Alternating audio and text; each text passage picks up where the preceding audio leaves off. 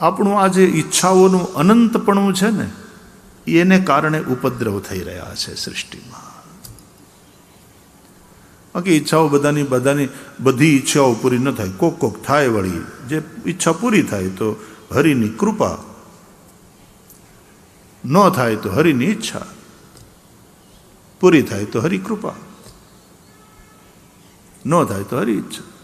હરિ ઈચ્છા ભાવી બલવાના, હોઈ ही सोई जो राम रचि राखा, को करी तर्क बढ़ावे शाखा, रामचरितमानस में जो चौपाई.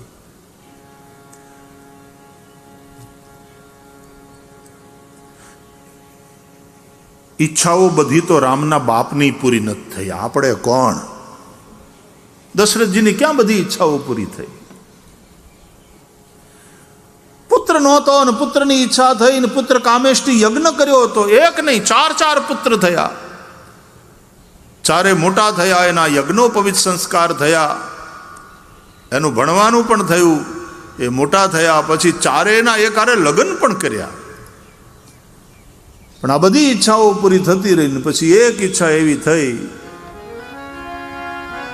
કે હવે શ્રવણ સમીપ ભય સિત કેસા, મારે ઉંમર થઈ, રામનું રાજતિલક કરી દઉં.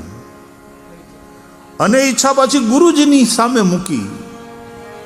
ગુરુજીએ પણ અનુમતિના આશીર્વાદ આપ્યા, સચિવોને પણ વિશ્વાસમાં લીધા.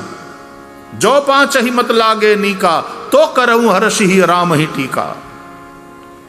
અને સચિવોએ પણ સમર્થન કર્યું. એ પ્રજાના પ્રતિનિધિઓ છે. બધા જ પ્રકારની અનુકૂળતાને એમ લાગ્યું બસ હવે તો હવાર પડે અને રામ રાજા. પણ એક રાતમાં અયોધ્યામાં ચિત્ર બદલાઈ ગયું.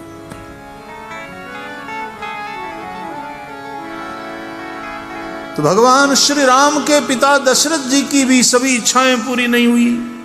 आपने कौन? आवश्यकता कोईनी अधूरी नहीं रहे. કુદરતે એના માટેની વ્યવસ્થા કરી છે. પણ આપણને તો આવશ્યક છે, જરૂરી છે, એના કરતાં વધારે બધું ભેગું કરવું છે. આપણે ત્યાં પ્રતિગ્રહને, સંગ્રહને પાપ કહે છે.